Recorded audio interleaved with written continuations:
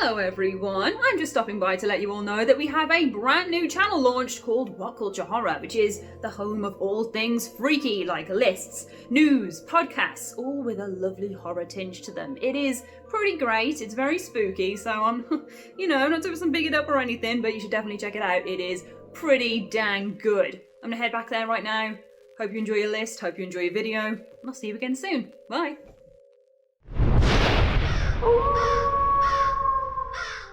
We have all seen plenty of good old-fashioned horror movie cliches at this point, where we're forced to watch characters make dumb decisions that you just know will end incredibly badly. Whether it's splitting up the party to investigate strange, ominous noises, or getting the horn in the midst of a slasher. There are plenty of choices that get horror movie characters into some right old bloody pickles. And of course, this is true of video games as well. All too often we are sent down a linear path of ill-considered stupidity. But thanks to the interactive nature of gaming, sometimes we can right these wrongs by applying a healthy dose of common sense. If you are in possession of it, of course. Smart choices aren't always easy ones. You can still go and investigate the spooky basement and get yourself cleaved asunder if you so wish after all. But hey, we are here to look at the standout picks for horror game intelligence. So let's take a look at some of the best genre-defying actions you can take then, shall we? I am the always right Ash from WhatCulture Horror. Oh my god, that is so exciting to say. And these are the 8 smartest horror video game decisions. 8. The Walking Dead Season 2, surrendering to Carver at the Lodge.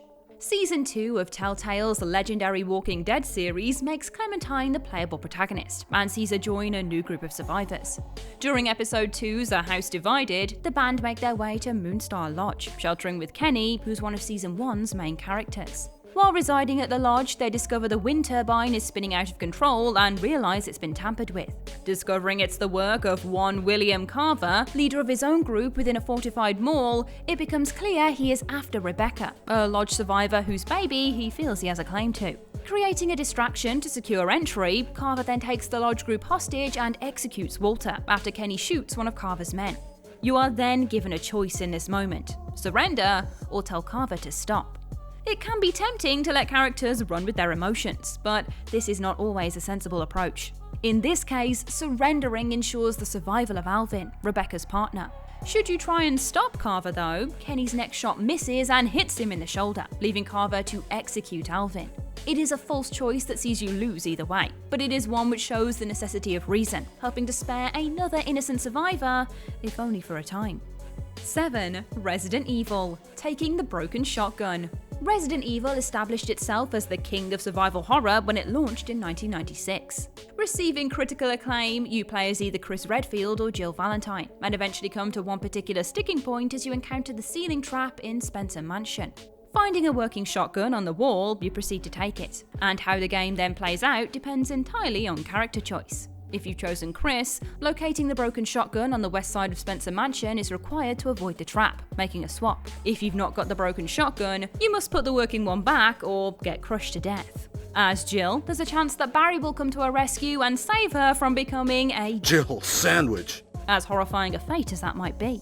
Whilst it doesn't seem like much to pick up a piece of what would be trash in any other scenario, it shows that even broken objects have their use when you're playing a game of resource management. And sometimes holding on to them is the wisest choice to make. 6. Vampire the Masquerade Bloodlines, keeping the sarcophagus closed. It might not be a horror title in the same vein as the other entries, but Bloodlines' focus on the supernatural and vampires definitely earns it a spot. Released in 2004, Vampire the Masquerade Bloodlines quickly became a cult classic. Playing a human that gets revived as a fledgling vampire, you enter a world of vampire politics divided between 7 clans. Having been revived without permission, you're initially sentenced to execution by Sebastian Lecroix, the Ventrue clan's Prince of Los Angeles and main antagonist. Being spared by the intervention of another vampire, you end up in the employment of Lecroix, who decides to send you to investigate a mysterious sarcophagus, one that is believed to be housing an ancient vampire. Depending on who you allied with, the ending varies, and few are in your favour. But one thing you absolutely should not do is open the sarcophagus. Listen to everyone saying it should remain closed, my guys. That is the only way you get through this. Whether you sided with Lecroix or opened it of your own will, it contains a bomb and a farewell note from Smiling Jack, detonating soon after opening and taking you out with it. Undeniably, this was one mystery best left unanswered. 5. Until Dawn. Avoiding the trapdoor. Until Dawn is a game designed with replayability in mind, utilising a butterfly effect system that changes the story outcome so you can't reveal all details within one sitting. As a result, there are many scenarios in which cast members can die, and one of the most brutal is with poor old Ashley in Chapter 9. Shaking my head.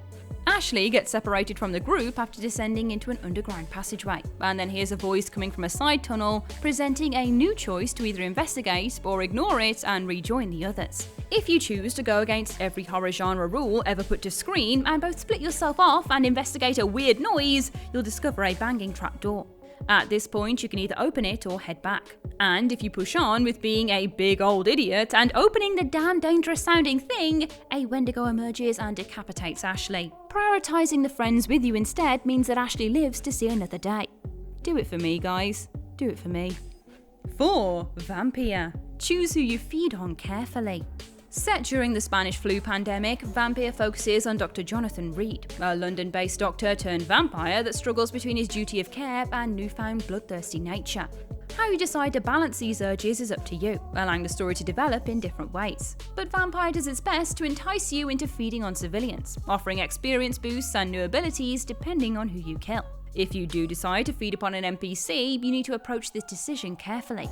The wrong person can lock you out of story segments permanently, alongside affecting the district's health rating. One example is Dorothy Crane, and with her, you'll be given a chance to spare her. It's tempting to just take the EXP boost, but on the flip side, she can also cure the sick and her absence sees more people falling ill, dropping her district's health rating. Honestly, just not killing anyone at all seems like the smartest choice for getting all the gameplay you can out of this title. It's just whether you can cope with all that sweet, sweet blood pumping right under your nose. 3. Prey. Avoid the alien upgrade implants. Set in 2035, you play as Morgan Yu, a researcher aboard space station Talos 1, which is designed to research the Typhon, an alien species discovered decades previously. Waking up several years after a Typhon attack leaves you knocked out, you discover they have taken over Talos, and now you have to deal with their mess. Of course. During the course of the game, you'll unlock new abilities through different skill trees, such as boosting your engineering or physician capabilities. Later on, you gain the ability to directly research Typhons and unlock new neuromods, which can bestow their abilities onto you. But of course, there is a catch to this. While Psycho Shock and Mind Jack are certainly useful abilities, sticking obvious alien technology into your insides more than twice means turrets start detecting you as an alien and begin attacking. Furthermore, upgrades also cause nightmares to spawn, which are some of the toughest creatures you'll encounter. Choosing these alien neuromods will also impact the ending's dialogue by affecting the crew's opinion of you. So choose your upgrades wisely, as every decision counts here. Recognizing that mixing yourself up with weird extraterrestrial powers is probably a bad thing definitely goes a long way to making your game easier. 2. DokiDoki Literature Club. Watching all of the optional cutscenes. Disguised as a dating simulator, DokiDoki Literature Club is set within a high school literature club where the protagonist is invited to join by childhood friend Sayori.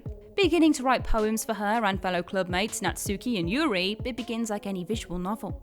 Until, that is, you discover Sayori has hung herself. Doki then abruptly ends, and upon being restarted, Sayori is conspicuously missing and no one remembers her, soon followed by even further deaths. Now invited to join by club president Monica, it becomes clear she is not only manipulating the game, but is self-aware that she is a video game character, breaking the fourth wall and confessing her love for you, the player. To stop her, deleting Monica's directory file within the system isn't enough, as Monica re-emerges, deleting Sayori again and corrupting the credits. Deleting Monica's file before starting also doesn't work, leading to a quick ending where Sayori still dies. It may come naturally for completionists, but the best ending requires you to view each girl's optional scenes in one playthrough, achieved by saving and reloading before witnessing Sayori's suicide. Doing this ensures Monica won't reappear. Sayori thanks you for trying to make everyone happy, and it ends with a thank you letter from the developer. It is the best ending you can hope for in this otherwise bleak experience. 1. Blair Witch. Avoid the carved figurines. Taking place 2 years after the Blair Witch project, this game follows former police officer Ellis Lynch and his canine companion Bullet, searching across Black Hills Forest for a missing boy, Peter Shannon. As you progress, you'll notice carved figurines scattered across Black Hills. They do seem out of place, but being one of gaming's oldest conventions, many would naturally grab these collectibles without second thought. Considering this takes place after Mike, Heather and Josh's disappearance, however, Ellis would be smart to take caution throughout his search. You know the witch leaves all sorts of horrors from the films in the franchise. So why on earth would you interact with her totems in any way? Picking up these figurines leads to a bad ending, seeing Ellis survive but become imprisoned within the witch's cycle. If Ellis remains cautious by leaving them, he breaks free of her curse. It's a case of you either die a hero or you live long enough to see yourself become the villain. But at the very least, this ending stops you becoming her pawn. And that's our list. What smart gaming decisions are you most proud of? Share your thoughts in the comment section below.